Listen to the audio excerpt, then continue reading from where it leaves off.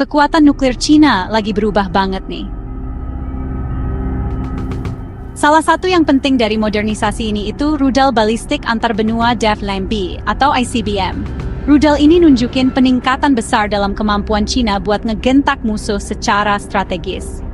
Info intelijen terbaru sampai Juni 2025 nunjukin kalau pasukan roket tentara pembebasan rakyat udah nyiapin beberapa rudal ICBM DF-5B yang modern buat siap tempur penuh.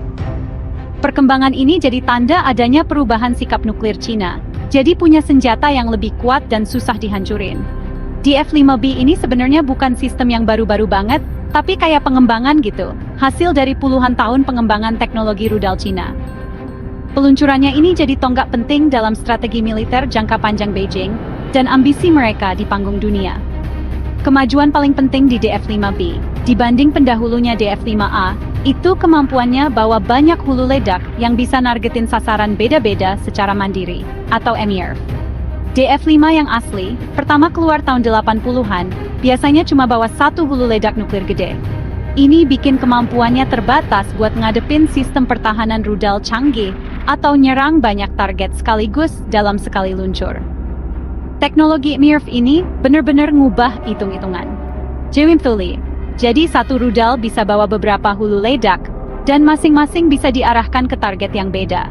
Peningkatan ini bikin kekuatan serang rudalnya jadi jauh lebih gede, dan bikin susah banget buat dihadang muatannya. Jadi pilihan serangan balasan Cina makin kuat.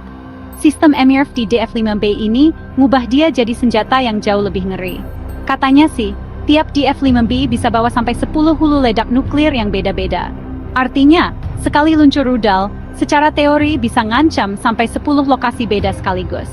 Kemampuan ini bikin pasukan ICBM Cina yang di darat jadi jauh lebih efisien. Jadi bisa ngancam lebih banyak target dengan jumlah rudal yang lebih sedikit dibanding sistem yang cuma bawa satu hulu ledak. Jadi, lompatan teknologi dari DF-5A ke DF-5B ini bukan cuma nambah dikit-dikit, tapi benar-benar perubahan kualitas daya hancur dan keluasan strategis buat pertahanan nuklir Cina. Lompatan teknologi ini ngasih Cina kemampuan serangan balasan kedua yang lebih bisa diandelin. Kalaupun misalnya ada rudal yang kena serangan duluan, DF-5B yang punya MIRV, sisanya masih bisa ngasih kerusakan yang parah banget. Perkembangan ini tuh respons langsung terhadap kondisi strategis global yang terus berubah, termasuk pengembangan sistem pertahanan rudal sama negara-negara besar lainnya.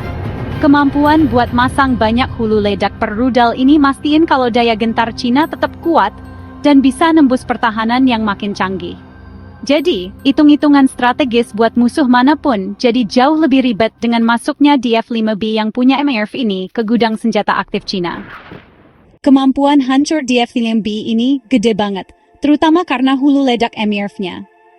Tiap hulu ledak di DF-5B diperkirakan punya daya ledak antara 300 sampai 400 kiloton. Biar kebayang nih, bom atom yang dijatuhin di Hiroshima itu daya ledaknya sekitar 15 kiloton. Artinya, satu hulu ledak dari DF-5 aja bisa 20 sampai lebih dari 26 kali lebih kuat dari bom Hiroshima. Karena bisa bawa sampai 10 hulu ledak kayak gitu, total daya hancur satu rudal DF-5B bisa lebih dari 3 megaton. Angka yang benar-benar bikin melongo dan bisa nyebabin kehancuran di mana-mana. Selain daya ledaknya yang dahsyat, DF-5B juga punya jangkauan operasi yang luar biasa. Kabarnya, rudal ini bisa nyerang target yang jaraknya lebih dari 12.000 km. Jangkauan yang luas ini bikin rudal yang diluncurin dari silo-silo di pedalaman Cina daratan bisa nargetin lokasi-lokasi di seluruh benua Amerika Serikat, hampir seluruh Eropa, dan sebagian besar wilayah Indo-Pasifik. Kemampuan antar benua ini mastiin Cina bisa ngancam negara-negara adidaya nuklir lainnya, dan ini jadi dasar dari strategi saling gentar. Gabungan jangkauan jauh sama banyak hulu ledak ini bikin DF-5B jadi senjata yang jadi perhatian strategis global yang serius. Dalam strategi militer Cina yang terus berkembang, DF-5B punya peran penting, tapi spesifik. Beda sama ICBM baru yang bisa pindah-pindah kayak DF-41, DF-5B ini sistemnya ada di silo, jadi diam di tempat. Karena posisinya tetap secara teori jadi lebih gampang diserang duluan. Tapi, silo-silo ini udah diperkuat, dan lokasinya itu bagian dari strategi gentar Cina yang lebih luas. DF-LIMB sering disebut sebagai senjata pamungkas atau bagian inti dari kemampuan serangan balasan kedua Cina. Tujuannya buat mastiin, meskipun udah kena serangan awal, Cina masih punya kemampuan buat ngelancarin serangan balasan yang dahsyat. Jadi musuh mikir 2 kali buat nyerang duluan. Sistem ini juga makin canggih dengan sistem panduan inersia modern dan adanya umpan-umpan pengecoh. Penangkal ini dirancang buat ngebingungin radar musuh dan sistem pertahanan rudal. Jadi kemungkinan hulu ledaknya berhasil nembus pertahanan dan nyampe ke target jadi lebih gede. Panduan yang canggih ini mastiin akurasinya tetap oke, meskipun jaraknya antar benua.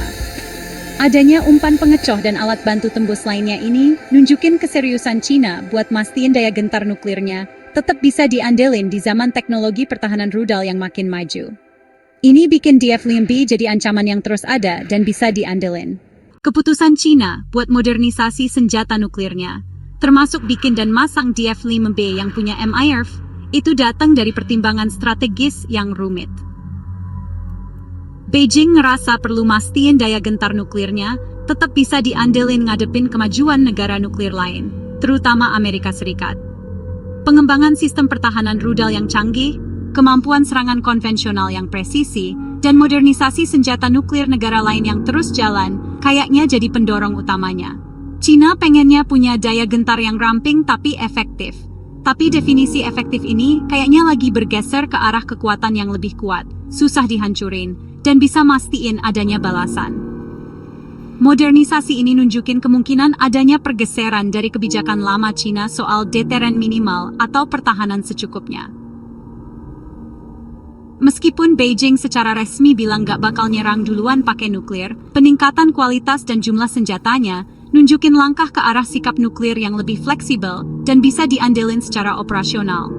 Kemampuan buat masang ICBM yang punya MIRV kayak DF-LIMB, bareng sistem canggih lainnya, ngasih Cina daya tawar strategis yang lebih gede dan memperkuat posisi gentarnya di tengah dinamika regional yang rumit, kayak ketegangan soal Taiwan dan di Laut Cina Selatan. Penumpukan kekuatan ini tujuannya buat ngegentak campur tangan pihak luar dan ngamanin kepentingan inti Cina secara lebih efektif.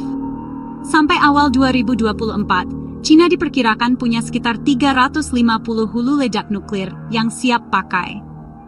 Jumlah senjata ini, meskipun lebih kecil dari punya Amerika Serikat dan Rusia, terus bertambah. Hulu ledak ini bisa dikirim pakai 3 jenis sistem, sekitar 280 ICBM darat, 72 rudal balistik yang diluncurin dari laut, dan sekitar 20 bom nuklir gravitasi buat pesawat. Perkiraan dari berbagai analisis pertahanan, termasuk laporan Pentagon tahun 2021, nunjukin Cina bisa punya sampai 700 hulu ledak di tahun 2027, dan mungkin 1000 di tahun 2030. Perkembangan pesat ini didukung sama pembangunan ratusan silo rudal baru dan peningkatan kemampuan buat bikin bahan fisil bahan baku bom nuklir. Selain DF-5B, Cina juga lagi aktif ngembangin dan masang berbagai sistem pengiriman nuklir canggih lainnya.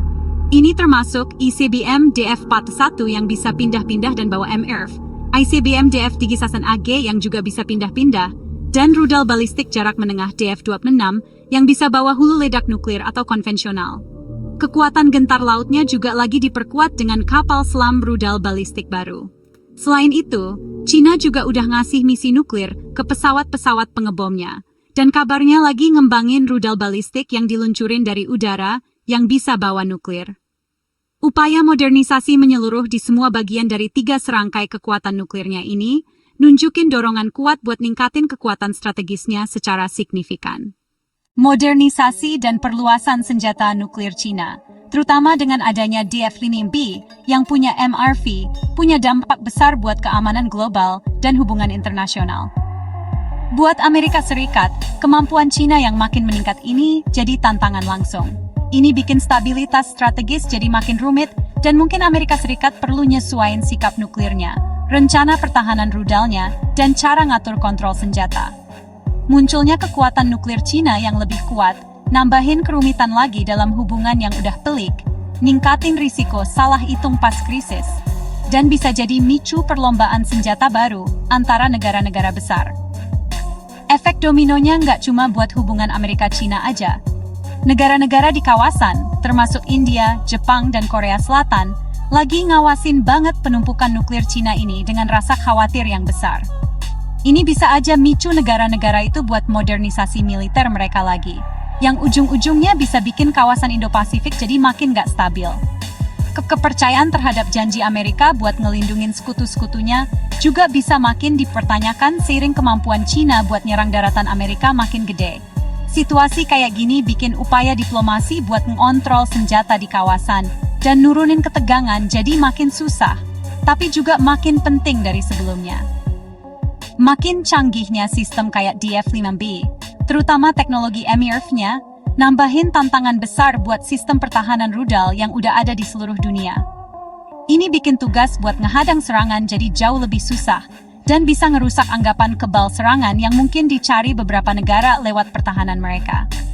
Ini pada gilirannya bisa bikin negara-negara lain makin banyak investasi di senjata serang buat mastiin daya gentar mereka tetap kuat dan akhirnya jadi lingkaran setan aksi-reaksi dalam pengembangan senjata. Kemajuan teknologi yang ada di DF-5B ini jadi faktor yang bikin nggak stabil di panggung strategis yang lebih luas dan maksa batas kemampuan pertahanan yang ada sekarang. Pada akhirnya, penempatan senjata nuklir canggih kayak DF-5B ini negasin ancaman terus-menerus dari senjata nuklir buat perdamaian dan keamanan global. Meskipun negara-negara ngembangin senjata ini atas nama pertahanan diri, penyebaran dan modernisasinya secara otomatis ningkatin risiko penggunaan yang bisa jadi bencana, entah itu disengaja, kecelakaan, atau salah hitung. Arah yang sekarang ini nunjukin dunia yang makin bahaya dan gak pasti, dan ini negasin perlunya dialog baru soal kontrol senjata, keterbukaan, dan langkah-langkah buat jaga stabilitas strategis di antara negara-negara nuklir. Mencegah perlombaan senjata nuklir baru yang gak terkendali harus jadi perhatian utama masyarakat internasional buat ngejaga keamanan global.